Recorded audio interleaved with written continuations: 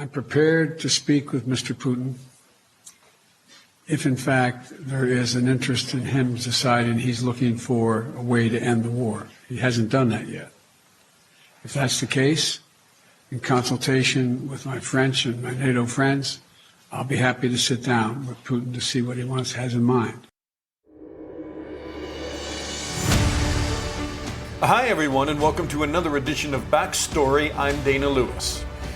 We really appreciate our listeners. If you share this podcast with one other person, that's super helpful. This week, Ukraine. President Joe Biden says he would sit down with Russian leader President Putin if Putin is prepared to end this war. We know that Putin is not ready to step down or step back. And so the long winter of suffering in Ukraine is inevitable. More Russian soldiers and Ukrainians will die. The European Union wants to choke off Russia's war machine by bringing in an oil price cap. We talked to Brian O'Toole, a sanctions expert, who says, yeah, sanctions work. The oil price cap? Not too optimistic it will do anything. And Russia's propaganda and the growth of a Russian fascist youth movement. Our guest Ian Garner from Canada on that dangerous Kremlin project fostering extremism and hate.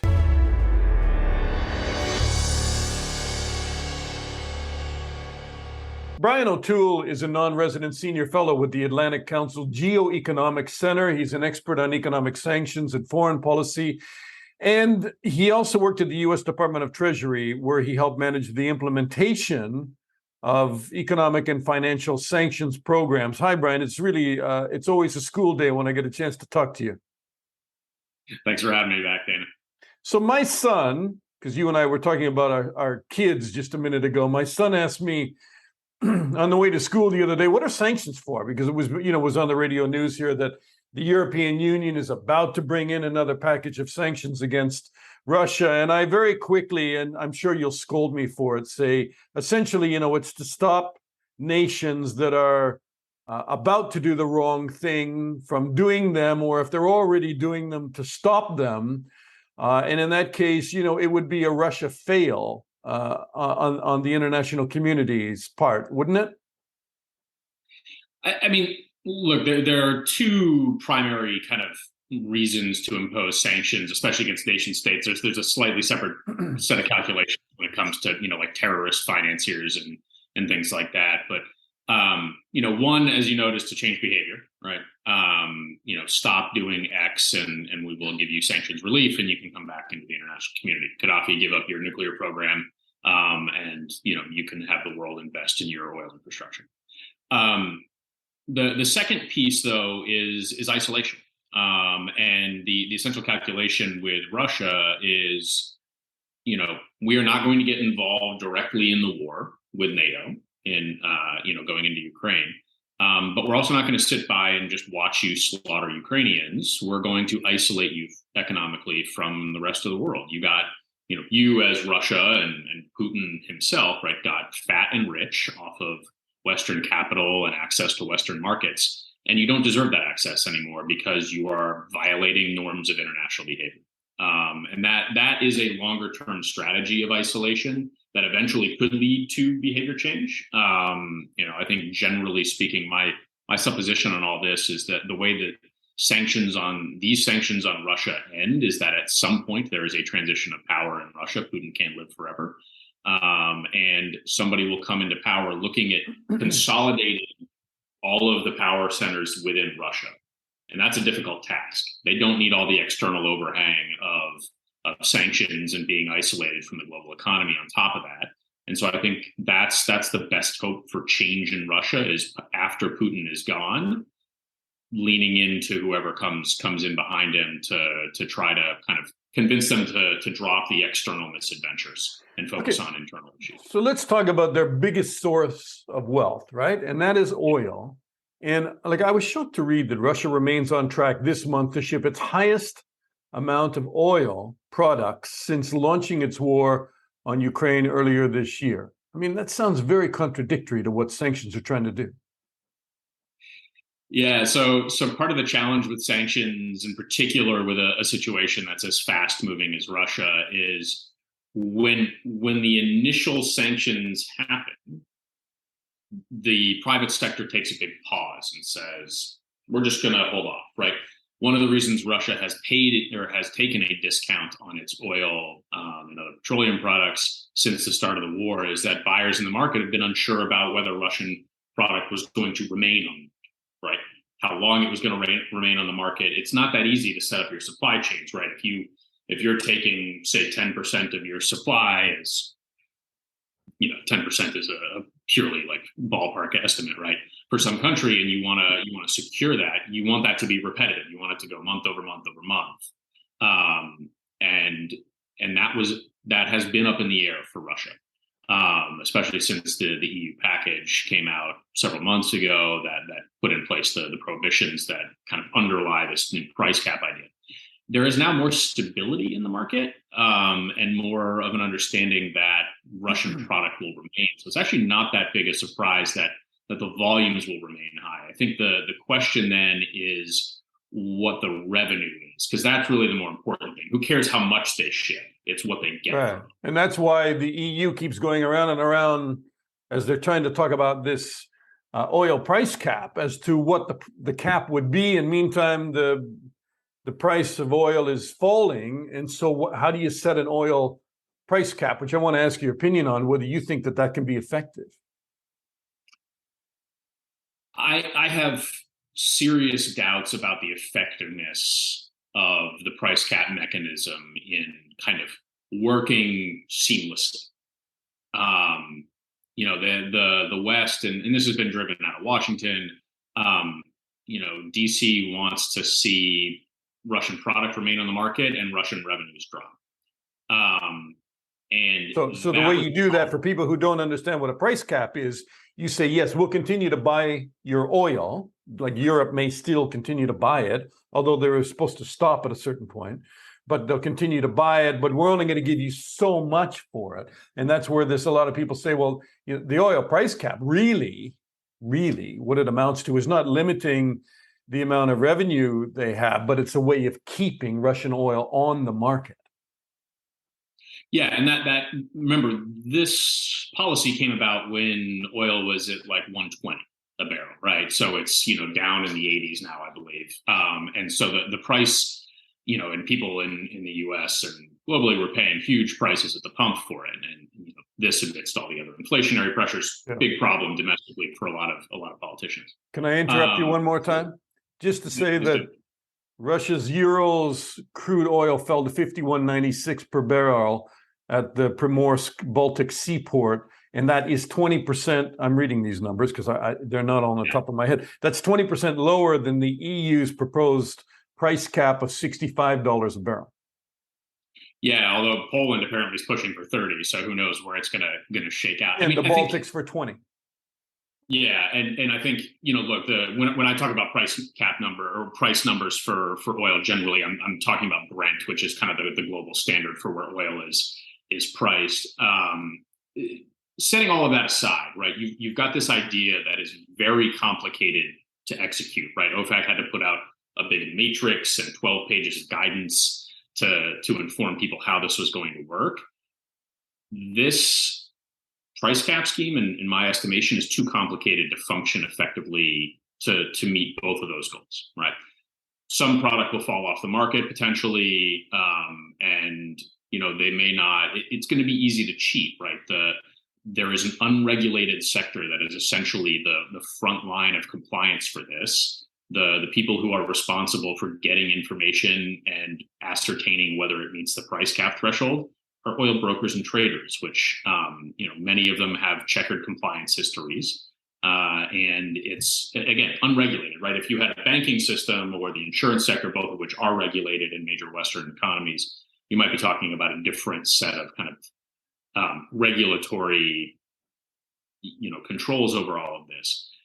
All that said, if it doesn't work perfectly, that may not matter in the long run, which is like, this is always the weirdest thing, because mechanically as a policy, I think it's clunky, it's overcomplicated. And I think it's just not going to function effectively in what is a kind of very fluid and opaque market to begin with. But it may not matter, right? If, as you say, right, the Russian euros is trading at well below the price cap that the Europeans are setting, then Putin can keep selling oil. He can say, he's not, adhering to the price cap, and he won't sell to anybody who does it. Countries like India and China and others can buy that oil under the price cap, and Russian revenues are down. And so it's a very weird, it's almost a bit of a kabuki dance, to be honest. That the way this is kind of shaping up, I think I have all these kind of challenges in my own head about the implementation, the implementability of this policy. But at the end of the day, it may not matter at all. Because the price of oil is falling anyway, and that will slash some of the Russian budget funding arms regardless. Yeah, I think, and this is the funny part about this, right? As kind of overcomplicated of a policy as this is, all that Washington needs to point to is reduced Russian revenues to say that it works. They can spin a story like that, even if it has nothing to do with the price cap, right? If it has all to do with market forces, all they have to do is point to essentially two things, right? One, reduce prices at the pump for American consumers. There's some questions about whether they care sufficiently about European consumers as well, although I think they do. And two, reduced revenues to the Kremlin. Okay, so that's one section of sanctions. The other ones would be things like semiconductors have fallen 70%, which affects, supposedly, they keep firing them, but supposedly affects Russia's ability to manufacture ballistic missiles, surface-to-air missiles, and other precision weapons, and then other technologies that they use for tanks and heavy artillery and submarines.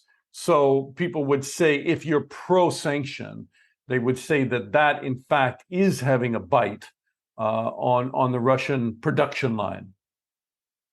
Yeah, and some of this has a tangential impact, I think, on the battlefield, as you talk about, with the ability to keep mass producing weapons. There've been reports that they're cannibalizing microwaves and breast pumps for the microchips to launch missiles, right? And there's some hand wringing in the West about whether they should be doing more to stop that. And I think my take is, look, if you're cannibalizing a breast pump to launch a missile, I don't know. That seems like a victory to me. Maybe there's something in those washing machines that they keep hauling away inside Ukraine and taking home. Yeah. So that's one thing. But the other piece of the semiconductor ban that's really impairing Russia is the big economy, right? You look at automobile production in Russia and purchases, it's fallen off a cliff. It's like 75% down. And that is due almost entirely to the shortage of chips, because Russia is, as usual, having to make choices, right? What sanctions do in a lot of ways to a big economy is they force the leadership to make choices about where those resources are going to go, because it makes everything more brittle in economic terms. The Kremlin always chooses its own interests, and in this case, it's building missiles and not helping people. What aren't we doing right? You're a sanctions guy. When you look at, I know initially you felt that the West was slow to move on sanctions, didn't go far enough, fast enough. What would you say now? I think the price cap discussion has distracted from implementation and enforcement. Right, there is a pretty substantial amount of kind of sanctions and export controls, since that's what the semiconductors fall under. Pressure on Russia overall, and there's other things they could do, right? They could fully sanction Gazprom Bank and go after other sectors of the Russian economy, but those are less meaningful than going after oil revenues and to a certain extent gas revenues too. But Russia seems to be taking care of that themselves by cutting off gas to Europe. Strategically, they're kind of in the right place, and what they need to do now is really lean into enforcement, right? The Russians are good at evasion techniques, whether it's the breast pump stuff or other things, because they're buying those breast pumps from the West. looking at ways to shut down Russian sanctions evasion is where everybody needs to pivot to. The U.S. does this fairly well. The U.K. does it okay. Everybody else in Europe doesn't do it at all. And that's where I think a lot of this needs to get to, because Ukraine does, to a certain degree, have the upper hand on the battlefield right now. That needs to be encouraged through policies that support them there and support Ukraine's domestic economy, so that they don't have an economic collapse that threatens their ability to maintain the war itself. And a lot of that right now is around power generation and just basic infrastructure. So that should be kind of the top foreign policy focus, in my view, on the Ukraine war right now is bolstering Kyiv. I think hurting Russia is a kind of 1A, or maybe goal number 2, but that I think bolstering Kyiv is the first, and then leaning in on the enforcement. So is there one area of enforcement you feel like is key that's not happening? And I know you're being generous with your time and you got to go, but is there one area that you would point to? I think the semiconductors piece of it is important, because those set of technology controls are new, novel, tested. I think there's a lot of misunderstanding in the private sector about how those are supposed to work. And so I think there's probably a lot of scope for enforcement there. And then I think the other thing too is identifying Russian financial institutions that are basically hiding transactions for the ones that have already been sanctioned. Russia's still transacting across borders. The overall numbers I think are down a little bit from last year in terms of the value of those transactions. But I think it is almost. It's almost impossible to believe that Sberbank and VTB are not nesting or hiding transactions through other Russian banks. And so finding those Russian banks and cutting them off, playing that game of whack-a-mole, I think is the other big step. So I would, if I were the West, those are the two big things that I would be focused on: the financial networks. And, it's a long game. It always is. And this is the thing. People want that immediate satisfaction from sanctions because it feels great to release a press release and freeze some money. But sanctions are always a long game. Brian O'Toole, thank you so much. Thanks, Dan.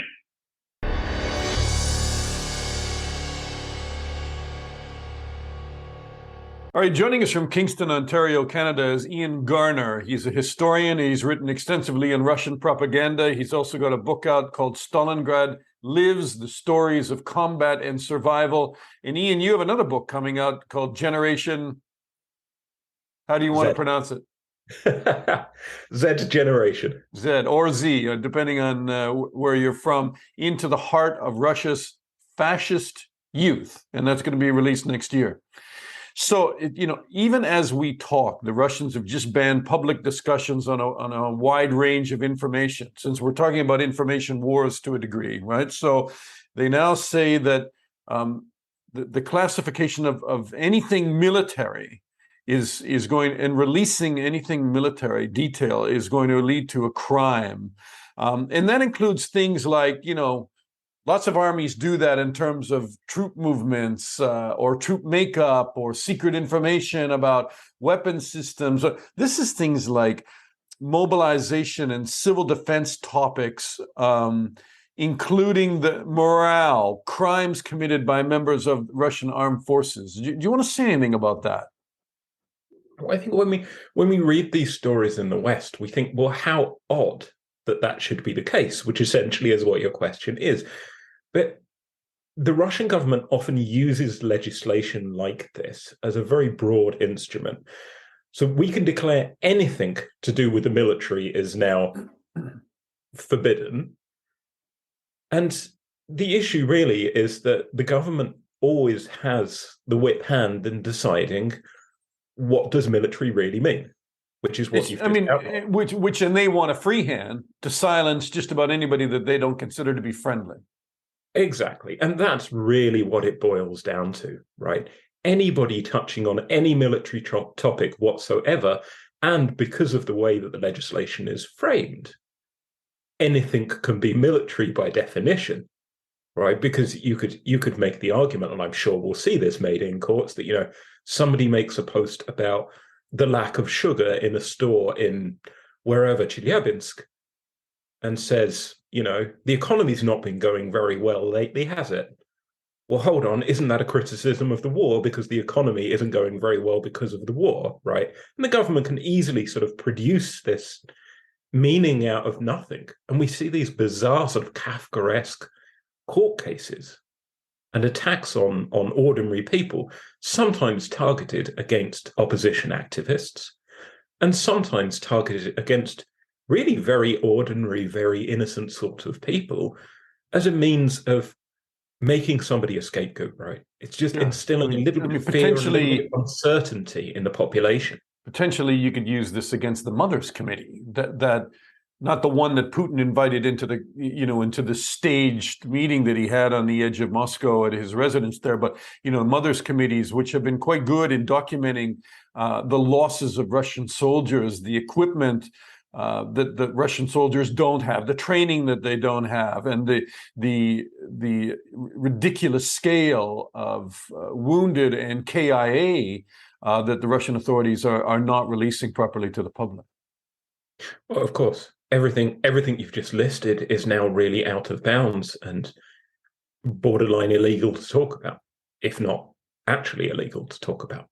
So I know you follow messaging in Russia, and I was based there for 12 years as a correspondent. I have never seen anything like this. I mean, when I watch some of the programs like Solovyov, and some of it is, I can only describe as some of the most outrageous stuff I've ever seen. But is there a common thread in what I would call hate propaganda? Maybe you'll characterize it as another way, but against NATO, against LGBTQ communities, against Western liberalism, against imaginary Nazis in Ukraine, against anybody now being called traitors if they don't support Putin's war. Is there a thread through all of that you see?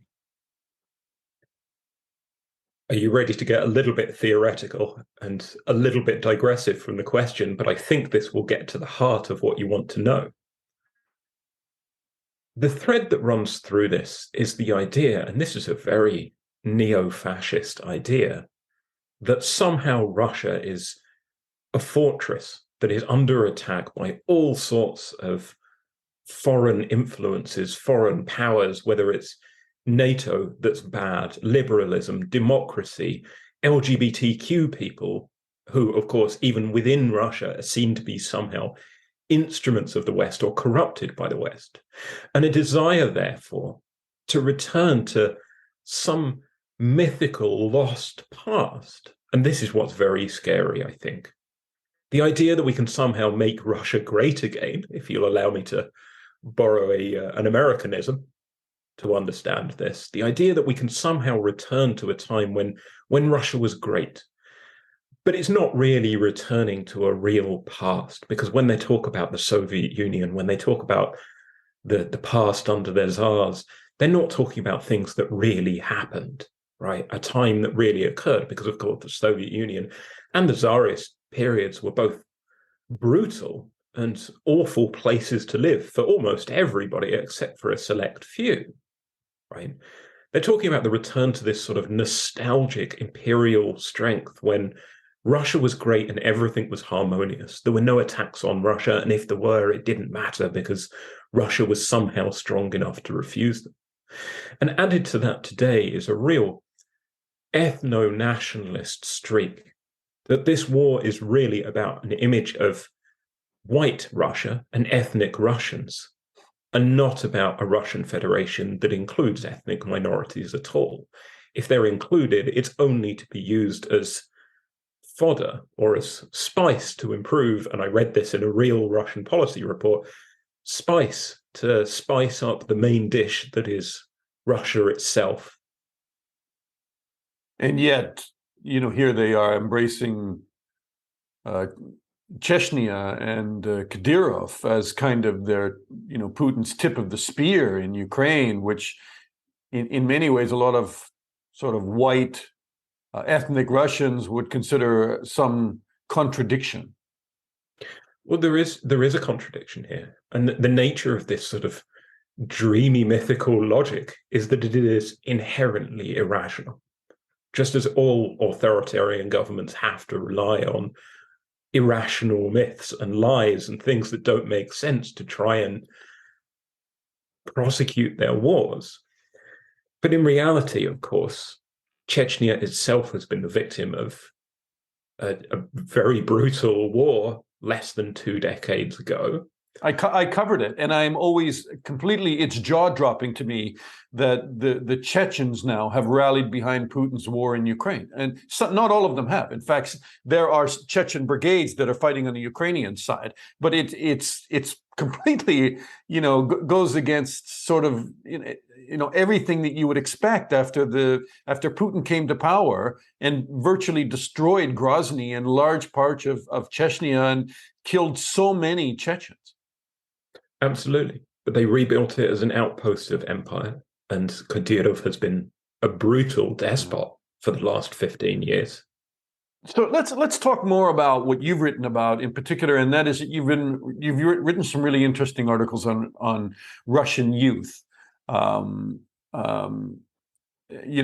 have a few young people in my house, and they want to travel, they want to meet people, they want to start businesses, and are Russian youth any different? Are they buying into any of what what the Kremlin is selling so hard that we're under attack from the West? We have to isolate ourselves and fight. I think in the past that certainly hasn't been necessarily true. The state has really struggled to win over the young population.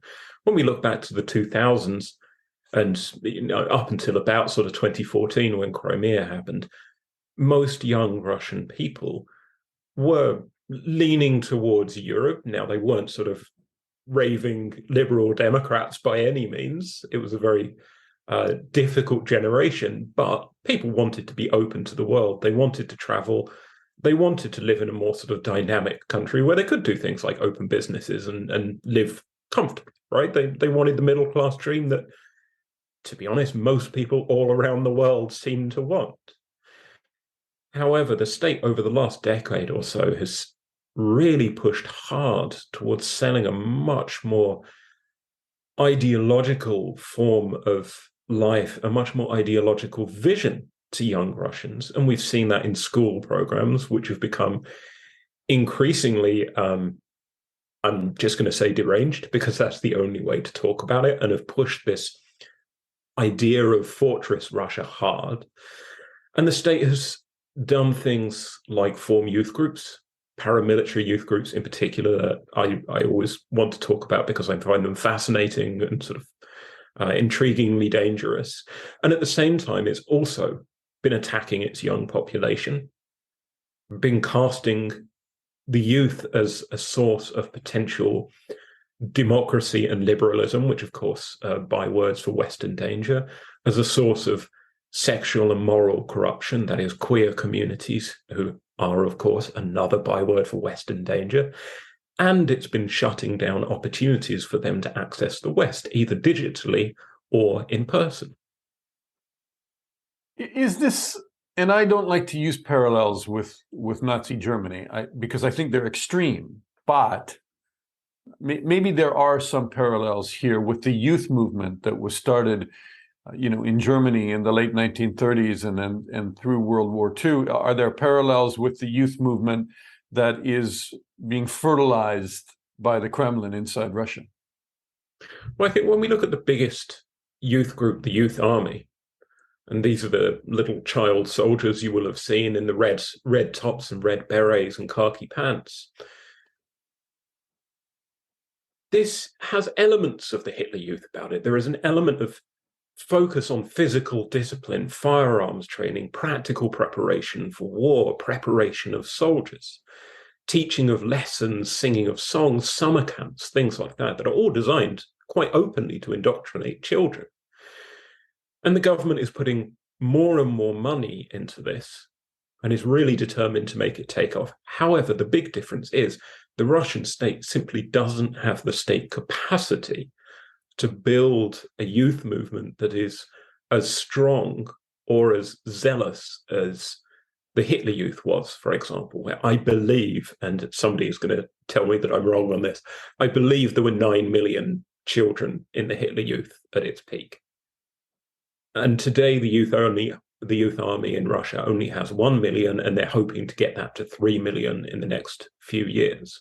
Now, that's a lot of people, right? That's not an insignificant movement, but that is, significantly smaller than the Hitler Youth. Yeah, just reading, you wrote, the state is throwing massive political and financial support behind the Youth Army project. It appears to be paying off. Last year, 185 million federal subsidy was announced, and the group is growing rapidly. 1 million children are already members, and enrollment is projected to hit 20% of the school-age population by 2030. So that sounds like that's where you come up with this 3 million figure, is it? Yes, that's the goal. Now, whether they can reach the goal, whether things will spectacularly fall apart, as they so often do in Russia, we simply don't know. But clearly the state means business, and clearly the people that are pushing this organization, and that is the defense minister Shoigu, this is his pet project. And of course, it has Putin's say so. Any project in Russia does, and such a big project must have real personal weight behind it. If those people could transform this into a much bigger youth movement, then I believe they would. Unlike previous youth movements in Russia, like Nashi, which I covered a pretty peripheral movement. I covered Nashi, and it was peripheral, but it was very much aimed at Putin's expectation that maybe there would be anti-Kremlin forces eventually in the street at some moment, and that he could call on some of these groups that he was bringing along, like Nashi, and they were pretty feverish. They were a youth group. A lot of money was suddenly being thrown at them, and then poof, Nashi ceased to exist. Why is that? There was internal political wrangling over Nashi. There was sort of Kremlin power struggle, different sectors of power arguing with each other. But I think the key thing to understand about Nashi is that Nashi existed as much as a PR exercise, as a real indoctrinating youth group. Many of the people, these sort of kids that were joining the group, didn't really per se join the group, right? They were thugs and hooligans, football hooligans, neo-Nazis, things like that, who would essentially turn up at rallies, be given a T-shirt, be given a ticket into Moscow or some other nice goodie for the day. And they were only Nashi members for as long as the parade or the days going out and beating up anyone who looked queer existed, right? And of course, there were some people within the movement who were much more feverish. I like your word for it. It's a good word for it. But this wasn't the scope of the group as a whole. Now, the youth army, however, is designed to be woven into daily life so that kids experience this from the age of 6 or 7. So we're talking about a much younger demographic to start with. And they will have a youth army group at school. Their parents' employer might sponsor a youth army group. They will see youth army members on the television perpetually. There will be this will just become a part of life, that paramilitary youth groups are around them and are normalized as something their friends are doing and something they'd like to be a part of too.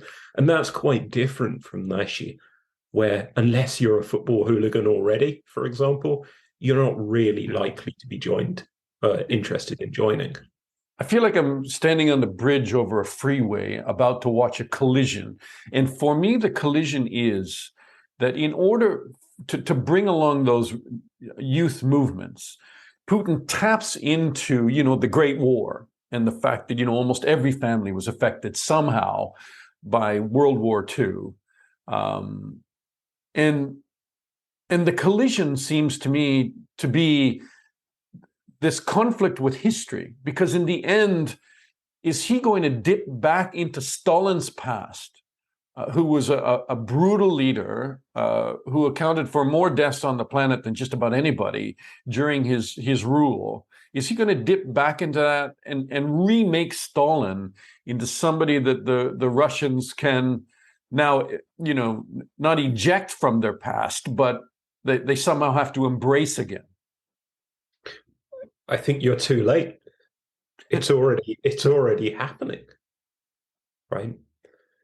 In this sort of mythical historical landscape I'm talking about, anything can be incorporated into history. Anything can be rewritten as being the thing that we wanted it to be. And I'll give you a little story. For my Z generation book, I interviewed a whole load of Russians who've grown up over the last 20 years and talked about, well, why did you follow the state, or why did you sort of fall away from the state? And one of the most interesting characters I talked to was a guy called Ivan Kondakov.